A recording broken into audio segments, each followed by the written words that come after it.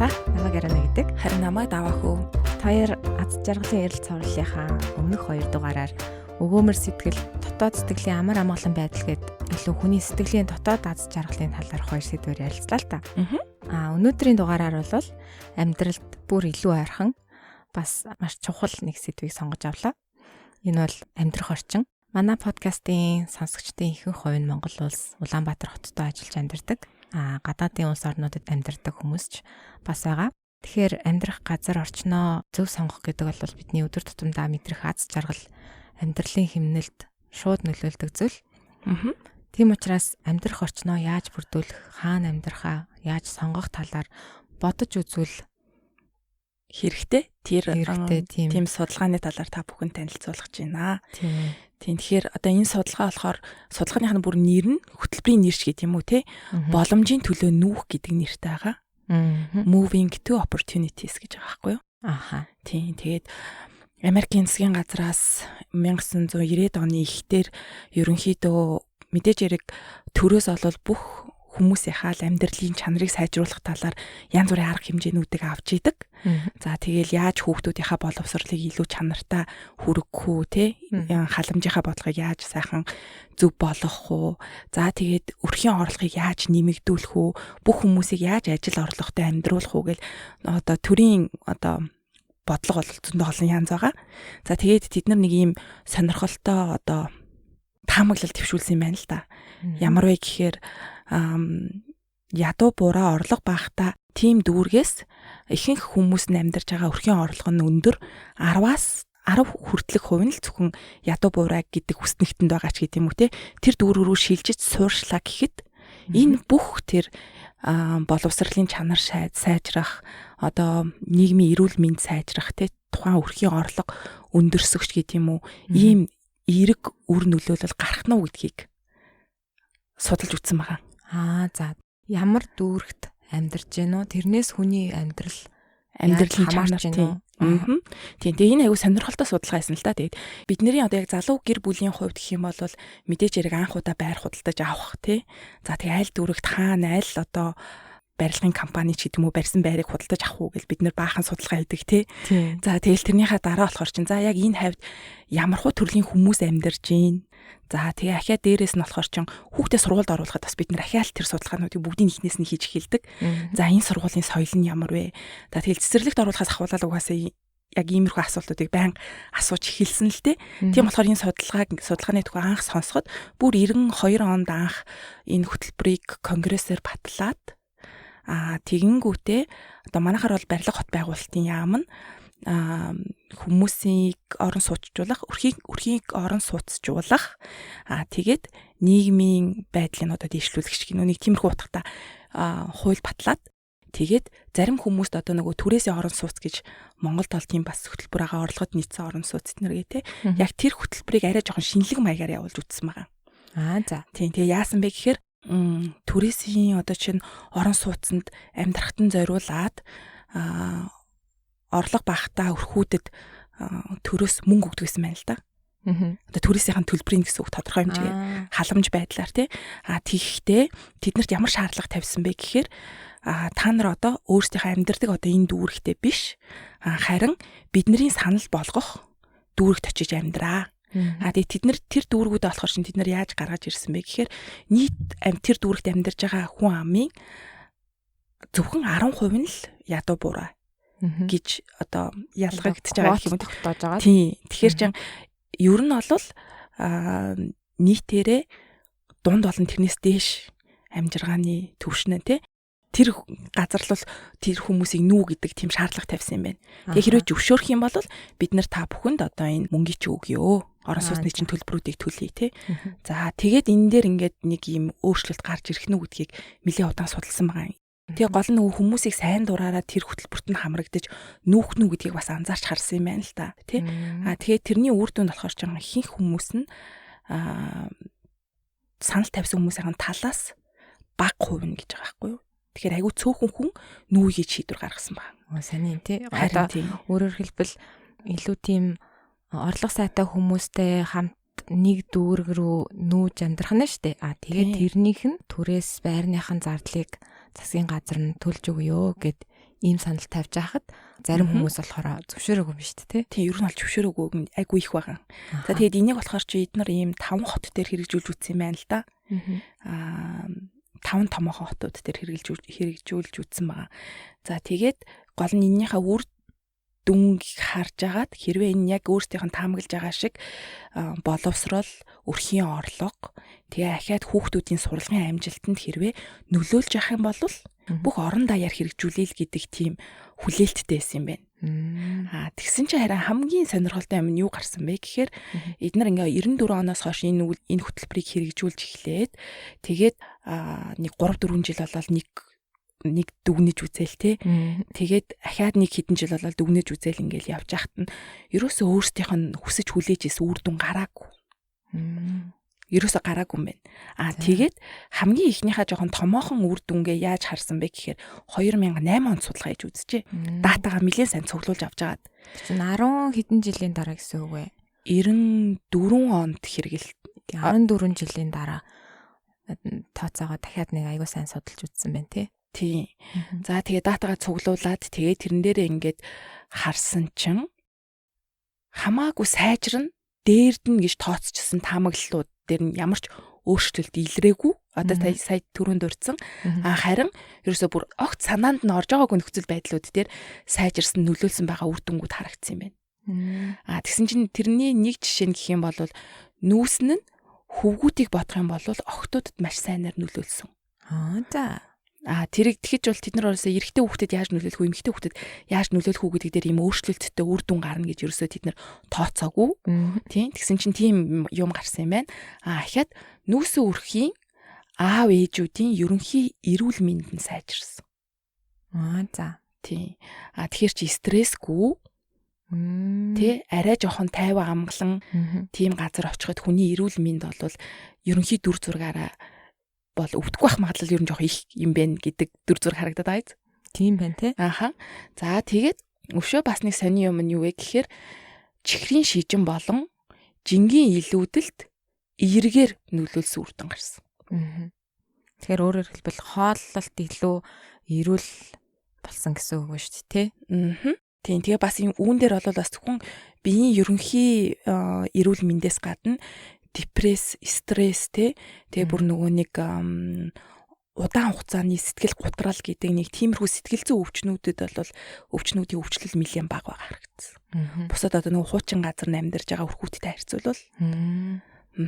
За тэгээд түүнээс гадна болохоор ч эдгээр ингээ бүгдээрээ ингээ сайхан мэдээ байсан боловч хамгийн гол нь одоо энэ судалгаа өөрсдийнх нь таамаглаж исэн хэмжээнд үр дүн гарсан байсан бол энэ судалгаач айгүй сайхан том хэмжээнд хэрэгжээд ингээ явна гэж нөгөө судлаачид маань үзчихсэн чинь харамсалтай нөгөө хүлээж исэн үр дүн нь гараагүй тий. Тэгэхээр тэгэл за одоо ингээд ер нь жоохон амжилтгүй боллоо гэдэг дүгнэлт хийгээд тэгээд болвол энэ судалгаа түр ингээ зогссон юм байна.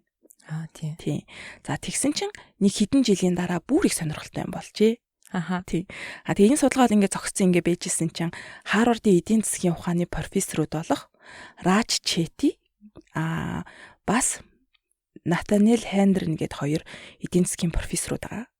Тийм залуухан хоёр эдийн засагч. За тэгээд энэ хоёр болохоор ч санамсаргүй байдлаар Америкийн мөрөөдөл гэж ярьдаг тий. Ерөөсөө ямар ч мөнгөгүй Америк улсад очлоо. Тэгээд саятан боллоо гэдэг чи одоо Америк мөрөөдөл гэж ярьдаг шүү дээ тий. За тэгээд энэ амьдрал дээр хэр зэрэг биелэх боломжтой юм бэ гэдэг тийм судалгаа хийж эхэлсэн юм байна л да. Америк мөрөөдөл гэдэг маань ер нь ийм ойлголт л доо. Бүх хүнд боломж бол энэ тэнцүү алгагддаг. Та ядуу байсан ч амьдралын боломж та руу байсан ч гэсэн үнэхээр хөдөлмөрлөж чадхал юм болвол одоо маш өндөр амжилт гаргаж санхүүгийн эрх чөлөөнд хүрэх боломж бүх хүнд энэ тэнцүү олгогддог гэсэн тэр ойлголт. Тэгээд Америк мөрөөдлөө биелүүлнэ гэдэг бол одоо гар хоосон Америкт очоод тэгээд уйггүй шургуу ажиллаад тэгээ амжилтанд хүрээд мундаг болохыг Америк мөрөөдлөө биелүүлнэ гэж ярьдаг. Харин тий. Энэ мөрөөдөл ч үнэхээр биелдэг юм уу гэдэг талаар наад хоёр профессор ч судалсан. Тэгэхээр жоох нөгөө эдийн засаг гэхээр яг эдийн засаг талаас нэг ялангуяа татварын бодлогууд дээр судалгаа хийсэн юм байна. За. Тийм. Тэгээд энэ хоёр ингээд судалгаа хийх явцдаа энэ хоёрт болон эдний одоо судалгааны багийнханд ямар боломж олдсон бэ гэхээр Америкийн татварын газар тий IRS гэдэг тий IRS гэдэг татварын албаны бүх датанд нэвтрэх тийм эрх олцсон юм байна. За. Мэдээж хэрэг хувь хүний татварын одоо тухай мэдээлэл ч гэдэг юм уу тодорхой хэмжээр хувь хүний нууцтай холбоотой хэсэг нь бол эднэрт ил биш. Гэвч тодорхой хэмжээгээр бол тэр Америк улсын тий одоо бүх хүмүүсийн тэр татвартай холбоотой мэдээллийг судалгаа хийх зорилтоор ашиглах боломж олцсон гинэ. За. Тэгээ эн чинь бол одоо 2008 биш 2015 он. Тэгэхээр ахаад хэдэн жилийн дараа байна? 7 жилийн харин тийм. За тэгээд үжсэн чинь тэд нар айгуу тийм сонин ийм одоо хэв майк гэдэг юм уу одоо зураглалч гэдэг юм уу те олж харсан байл да тэр олон нөгөө датануудыг харж агаад. Тэгсэн чинь тэрийг ингээ анзаарч ингээ харж исэн чинь өрхийн орлого баг гэдэг үснэгтэнд ингээд ирэмбэлэгдэж байгаа хүмүүс өрхийн орлого өндөр гэдэг рүү ингээд орж байгаа тэр одоо энэ одоо зураг гэх юм уу те одоо нийгмийн шат ахиад эхлээд өрхийн орлого нь бага гэдэг энэ бүлэгт хамаарж агаад яванда өрхийн орлого дунд гэдэг шат руу орцсон тэр зураглал тий. За тэр зураглалыг ингээд нийтэд нь ингээд ажиглаад үтсэн чинь ерөнхийдөө ингээд хэсэг бүлгээрээ байгаа харагдаад исэн гинэ. Тэр датагаа ингээ харсан чинь тий хүмүүс янз бүрийн хүмүүсийн бүлгүүд тий. За тэгээд энэ одоо ямар юм учир шалтгаан гараад ирвгээд илүү сайн ингээд анзаараад харж агаад юу гэж ойлгосон бэ гэхээр бас тодорхой хэмжээнд нэг газар амьдраад байгаа хүмүүс нь нэг нийтлэгээрээ нэг арай адилхан ингээд төвшөнд амьдраад байгаа юм шиг тийм л юм харагдчихлээ. Тэгэнгүүтээ тэд нар яасан бэ гэхээр за байц нөгөө нэг өмнөх тэр нэг агүй олон жил хийгдсэн судалгааны датаг энтэй нөгөө нийлүүлээд харж үзье гэж шийдсэн гинэ. За тэгээд тэр өмнөх судалгааны 2008 онд за ингээм амжилтгүй боллоо. Ер нь бол сайхан орчин нэг хүмүүсийг амьдруулахад энэ нь бол тодорхой хэмжээгээр нөлөөлдөггүй юм байна гэдэг бараг дүгнэлт гаргаад ингээ орхисон байсан судалгаанд оролцсон айлын хүүхдүүдийг тухайн хүүхдүүд чинь насанд хүрээд татвар төлдөг болсон байх гэсэн үг байхгүй юу? Ажил орлоготой болоод тийм. 2008 онд бол бас хараахан жоохон байхдаа нүүж очиж исэн хүүхдүүд бол ажил хийж орлого олж татвар төлдөг болоогүйсэн юм байна. Тийм. За тэгээд тэднийг ингээ харьцуулаад хараад айгуу тийм сонирхолтой дүр зураг харагдсан байна. Тийм. За тэгээд гисэн чинь тэд нар болохоор ч ингэсэн байна. 13 наснаасаа багадаа нүүсэн хүүхдүүдэд шинэ орчин буюу хаягаа өөрчлөхөд жилийн орлогонд нь 20 гаруй наснаа буюу дөнгөж одоо ажил дээр гараад нэг олон жил болоогүй байхад жилийн орлогын хэмжээ 30%-аар илүү байгаа харагдсан. За. Багадаа нүгээд тэр одоо арай тухтай стресс багтай тий. Тэгээд нийт ерөнхийдөө бол тэр одоо нөгөө дунджаас дээш орлоготой гэдэг хүснэгтэнд байгаа тэр одоо дүүргийн дүүрэгт амьдарч исэн хүүхдүүд маань насанд хүрээд ажил хийгээд эхэлсэн чинь нөгөө орлого олох чадвар нь бусдаасаа хамаагүй 30%-аар илүү. Тийм. Хэрвээ хуучин тэр нөгөө нэг ядуу тий боломж багтаа дүүрэгт амьдарч исэн гэмт хэрэг төртөх магадлал өндөртэй. Тий сургуулийнх нь бас одоо орчин мууч гэдэг юм уу. Тий тэгээд ерөнхийдөө болохоор чи эднэр юу илрүүлж гаргаж ирсэн бэ гэхээр дундаж болон тэрнээс дээш одоо орлоготой ч гэдэг юм уу те нөхцөл боломж нь арай дээр байгаа дүүргүүдэд хүүхдүүдэд ингээ харуулах тиймэрхүү нийтлэг тийм хандлагууд байсан гинэ. Ихэнхдээ тэнд амьдарч байгаа хүмүүс бол эцэг их нь хоёулаа цуг амьдарч байна. Өрх толгойлсон биш байх гэсэн үг. Хоёрдугаарт гэх юм бол ихэнх тэнд амьдарч байгаа хүмүүс нь ажил хийж байна. Тэгэхээр гэр бүл салах эсгүй юм байна. Тэ айл болгоод амжилттай гэр бүлийг төлөвлөж зохиох хэрэгтэй юм байна. Хоёрдугаарт гэх юм бол бас тодорхой хэмжээгээр ажил хийж амьдрдсан байна. Эднэр гэдгийг бол нөгөө жоохон бахта харж байна л гэсэн үг. Тийм. Тэгээ ахаа тэгээс өссөн хүүхдүүд тийм 13 наснаас доош гэдэг чинь нэлээд бага наснаасаа тэр зүйлийг харж өссөн гэсэн үг шүү дээ бас. Тэгээд боломж өгд нүүх хөтөлбөр гэдэг байгаа байхгүй юу? Тийм. Тэгэхээр чи энэ нүүх хөтөлбөрт хамрагдсан өрхийн татварт төлсөн байгаа мэдээлэлтэй ингээ харьцуулаад хараад айгуу тийм өндөр эерэг үзүүлэлтийг олж харсан байна л да. Тэр сүүлд гарсан хоёр судлаач маань тий. Тэгээд одоо бидний бас нэг жижигхэн гэж үзэхгүй ч гэсэн тодорхой хэмжээгээр бол 4% илүү дээд боловсролтой болох магадлал байна. Өсвөр наснда эмэгтэй хүүхдүүд нь жирэмслэх магадлал бараг байхгүй байна. Тэгээ хамгийн сайхан үр дүн нь бол энэ судалгаанаас юу гэж харагдсан бэ гэхээр энэ бүх одоо тэр хүүхдүүдэд суусан байгаа шинж тэмдэг одоо тэр хандлага уламжлагдах магадлал нь өндөр. Одоо дараагийнхаа үе одоо нөгөө том болоод өөртөө өөр хүүхдтэй болоод тэднийг өсгөөд ирэхлээр гоё орчинд өссөн тэрнээс авсан хүмүүжил нь үргэлжлүүлээд өглөгдөнө гэсэн юм биш үү? Ааха. Зөвхөн тэдний үеэр дуусахгүй дараагийнхаа үед уламжлагдаж үлдэх магадлал өндөрөө гэдэг судалгаа гарсан. Тэгээ энэ нь бүр ингээд нөгөө нэг бид нар бол нөгөө баталгаатай фактаар ингээ батлагдах гэдэг шүү дээ тий.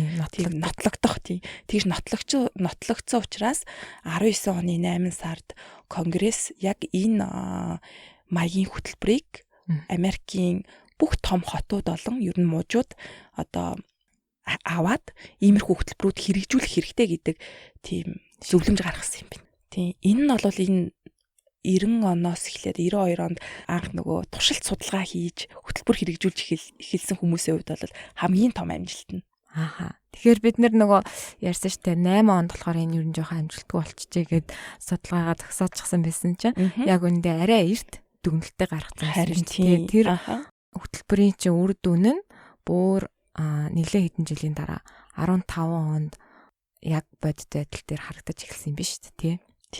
Тэгээ одоо жишээлбэл эднэр одоо тийж ярьж байгаа хгүй юу? Хаягаа өөрчлөхөд л чамд тий илүү боломжууд нэгднэ. Аха. Тийм байц тий. Тийм дээ шүү дээ. Яриг бододсон чинь. Тийм тэгээд яг одоо энэ судалгааг уншиж явцад яг надад жоохон бодогдсон юм бол юу байсан бэ гэхээр бид нар хүүхдийнхаа сургуулийг сонгох, цэцэрлэгийг сонгох, байраа сонгох гэл биднэрт бол ийм дата байхгүй тий. Бид нар зөвлөд өгөх хүн бол одоо яг одоогийн байдлаар зөвлөмж гаргасан юм бол Монголд бол алга байна, хийгдсэн судалгаа байхгүй байна. Гэхдээ хувь хүн болгон тодорхой хэмжээгээр бас хийх байгаа сонголтондоо анхаарал болгоомжтой хандаад тий тоог өнгөрөөж болохгүй асуудал юм байна гэж бодсон. Тийм байна тий. Хаягаа сонгоод яана гэдлээ. Чи хаана амьдарч байгаагаас чинь шалтгаалаад буюу хаягаа өөрчлөхөд л чиний юм уу хайлсад хүүхдийн ч орлого 30%-аар нэмэгдэх магадлал нь шүү дээ. Ирээдүйд. Тэгэхээр бид нар нөгөө байр орон сууцаа сонгох юм амьдрах газраа сонгох тал дээр тийм алсан юм бол арай боддгүй ээж магадгүй би л тэр талаар бодож байгаагүй юм байна. Зөвхөн ямар ч байсан өнөөдөр маргаашаа бодоод байршлийнхаа хувьд одоо төгжрлээс хоол иднэр гэж бид сонгосон шүү дээ тий. Эсвэл одоо ажил руугаа илүү ойрхон байршилж гэдэг юм уу? Илүү тийм өдөр тутмын амьдралаа хөнгөвчлөх талын юмнуудыг бодож л сонголт хийх гэдэг. Тэгтэл бас цаана нь бүр өөр хүүхдийн чинь амьдралд өөрийн чинь ч гэсэн ирээдүйн амьдралд их том нөлөө үзүүлэх сонголтыг хийж байгаа юм байна гэдгийг бас бид нар бодох хэрэгтэй юм байна л та тий. Харин тий. Би тэгэл бас энийг сонсоод энэ судалгааны талаар бас нэг сонирхоод уншиж байхдаа нэг бид нар хүүхд тахта нэрээ хаана яаж амьдарч илаа гэж бодохгүй юу? Тий. Тэгээд аавын ажлын газрын хүмүүс бүгд нэг газар л амьдардаг байсан юм. Тойрол. Тий. Тэгээс нөгөө талаасаа ингээ бодоод үзэхээр тухайн одоо мэрэгжлийн ч гэдэм үү, байгууллагын ч гэдэм үү, онцлог бас тэр тухайн орчинд амьдарч байгаа бүх хүүхдүүдэд ойлгомжтой байдаг байсан ч юм шиг тий. Аха. Тий. Тэгээд яг нийгмийн ялгааны хувьд бол тэр үед харцсангүй бага байсан л да. Одоо ч гэсэн Монголд бол нэг тийм нийгмийн ялгаа амар тэгж хідэн үеэрээ дамнсан тийм ялгаа үсч амжааг байгаа шүү дээ. Тэгээд тийм зүйл битгий гараасаа л гэж бодож байна. Америкийн одоо саяны судалгааны талаар сонсоод байж хат бол яг нөгөө тэнд бол баян ядуугийн ялгаа бол одоо мэдгдгүүц байдаг. Арай нэг тийм орлого багтаа ядуу буурай дүүргийн амьдрал тэнд одоо амьдралын чанар гэдэг юм уу те тэр бол өстой эрс ялгаатай харин тий. Тэгэхээр тэр ядуу дүүрэгт үснэ гэдэг бол хүүхдэд бол ирээдүйд нь яаж нөлөөлдгийг саяны судалгаа харууллаа л та тий. Тэгээд эдгээр хамгийн гол нь бас ингэх гэж үтсэн л юм байл л тий. Одоо нөгөө бас нэг сонирхолтой юм болохоор ч хэрвээ төрөөс гаргаж байгаа бодлого ч байт юм уу одоо сургууль нь одоо жишээлбэл 5 дахь 30 байт юм уу тий нэг тийм зүйлээс болоод өөртөөс нь одоо энэ төрөөс шалтгааллах юмнаас болоод энэ хүмүүс ч ингээд бүр ингээд үргэлжилсэн нэг юм өрхийн орлого нэмэгддэггүй энийг Тойрогт цэглэлтэй тойрогтой ингээд байгаад байгаа мó гэдэг л нэг асуултын тэмдэг нэлээд байсан гэж байгаа байхгүй юу. Аха. Тийм тэгээд ингээд судлаад үзсэн чинь тэр зүйлдээ биш өөр юмд байна гэдгийг ер нь анзаарсан. Тэгээ энэ судалгааны үр дүнд бас айгүй сайхан нэг юм болсон нь юу вэ гэхээр зөндөө олон төрөөс хэрэгжүүлж байгаа бодлого за тэгээ ахаад нэг авч байгаа арга хэмжээнүүдийг үр нөлөө нь яг ямар байна гэдэг дээр байнга асуултын тэмдэгтэй байгаад идэг тий. Тэгэнгүүт чинь яг нөгөө одоо зүрхэнд нь онно гэдэг шиг тий хэрэгтэй хүнд нь яг хэрэгтэй юмыг өгөхөд энэ дата айгүй сайн хэрэг боллоо гэд. Тэгэнгүүтээ одоо нэг үр дүн айгүй сайхан эрэг гараад ингэсэн болохоор аль болох олон дүүрэг юм уу орон нутгийг тий одоо манайхаар бол одоо хороог хүмүүсийг амьдрахад ийм таатай эрэг нөлөө үзүүлсэн. Тэгээд нийтээрээ ер нь 10-аас дээш хувь нь дунд болон өндөр орлоготой иргэд амьдэрсэн нэг тийм одоо хороо дүүрэг болох гэж хичээж байгаа гин тий. Зөндөө олон ажлууд хийгдэж байгаа гэсэн. Аха. Зөв. Тэгээ хамгийн түрүүнд Сиэтлд хэрэгжүүлсэн гэж байгаа. Энийг тийм тэгээд тэдний амжилттай хэрэгжээд тэгээд тэрний үр дүнд тийм тэгээд ер нь бүх том хотуудыг ялангуяа дүүргүүдээ орон нутгуудаа тэгж ингэж энэ хөтөлбөрийг аваад сайхан хэрэгжүүлээдгээ гэдэг тийм зөвлөмж гарсан гэж байгаа. Америкт бол гоё юм байна тий. Харин тийм. Тэгэхээр одоо Монголд жишээлбэл амьдарч байгаа. Тэгээд яг хувь хүний өнцгөөс ингээд харахад чиний хувьд одоо жишээлбэл саяны судалгаанаас ойлгож авсан зүйлээ яг одоо амьдралдаа хэрэглэе гэх юм бол яаж ямар алхмыг хийх вэ? Яг одоогор би тэрийг бас сайн мэдэхгүй байна. Яагаад гэхээр яг Улаанбаатар хотын талаар бол би бас сайн судлаагүй байна л да энэ дээр ярих гэхээр тий. Яг одоогийн байдлаар бол аль дүүрэгт яаж амьдрах уу гэдг нь бол тодорхойгүй байгаа ч гэсэн биднэрт ямар боломжууд вэ гэхээр цэцэрлэгээ сонгохдоо анхаарах тий хүүхдийнхаа за ахаад сургуулийн сонгохдоо анхаарах гэдэг нь бас боломж байна л гэж бодоод байна л да. Зөвхөн одоо neighborhood community гэдэг чинь бол тэр байрыг зөвхөн хэлэхгүй гэж би ойлгоод байгаа байхгүй юу. Өдөр тутам бид нар ямар соёлтой газар ажиллаж гин нөгөө ажлын соёлтой тий байгууллагын соёлтой газар ажиллаж гин за тэгээ ахаа дээрээс нь ямар соёлтой сургуульд хүүхдээ оруулж гин цэцэрлэгт оруулж гин гэдэг чинь бидний сонгох боломжтой сонголтууд гэж ойлгоод байгаа тий тэгээ тэрэн дээрээс чинь л өдөр тутам хүүхдүүд чинь өөрөө ч гэсэн стрессгүй тий тэгээд амар амгалан амьдрах боломжууд бас биш шүү дээ тий энэ дэр гэсэн яг тэгж гарч лээ л дээ. Одоо юу гэдэг бид нар гадаа хүүхдэд тоглоулахдаа жишээ нь хичнээн интернетийн орчин гэж бүх юм орчноос хамаарахгүй болсон гэж бид нэр ярих туртаа ч гэсэн тий гадаа хүүхдэд жишээ нь гаргахдаа бид нар сонголт байхгүй чиний хажуудхийн амьдр чинь тэрний хүүхдэд л хүүхдэд тоглоулж байгаа. Тий. За яг түүнтэй чи адилхан сургууль дээр очиод ч гэсэн сургуулийн хүүхдүүд тэр тухайн сургуулийн соёл нь ямар байна тий гэдгээс шалтгаалаад хүүхэд чинь тэнцээ бол бүтэн өдөр чинь л байгаа штэ. Тий. Тэгэхээр тэрийг бол бид нэр сонгох боломжтой байгаа байхгүй. Тэгэхээр сургууль дээрх насан туршаагүй хүүхдүүдийн жишээ нь гэмт хэрэг их гардаг сургууль жишээ нь тий. Гэртээ ойрхон гэж хүүхдээ өгч болохгүй л байгаа байхгүй. Аха. Тий. Тэрэн дээр бол ухаалаг шийдвэрүүд гаргах хэрэгтэй. Эндээс одоо миний олж авч мэдсэн юм гэх юм бол тий. Аха. Тэгээд энийг бол эхлээд би сонсож байгаад яг юу гэж бодож исэн бэ гэхээр нөгөө хүүхдээ одоо охин маань сургуульд орох гэж байгаа. Тэгээ ерөөсөө яг ямар сургуульд оруулах вэ гэдэг чинь бол нэрээ бараг л 3 жилийн судалгаа, 3 жилийн бодол байла. 3 настайгаас нахвал за одоо тэрний дараагийн жил, энэний дараагийн жил гээл те. Тэгэл тухайн сургуулиудад сурдаг эцэг эхчүүдийн бодол, тэгээ яг сурж байгаа хүүхдэд өгж байгаа ачаалал, тэгээ бит хоёр өөрсдөө хүүхдэдээ юу хүсэж байгаа вэ гээл те. Яг тэгж явж байгаад энийг ингээд олж мэдээд тэгэнгүүтээ нэгдүгээрт хүүхд маань охин хоёрдугаарт гэх юм бол бит хоёр хүүхдтэй юу хүсэж байгаа вэ гэдгээ бодож үзэж байгаа сургуулийнхаа сонголтыг хийсэн.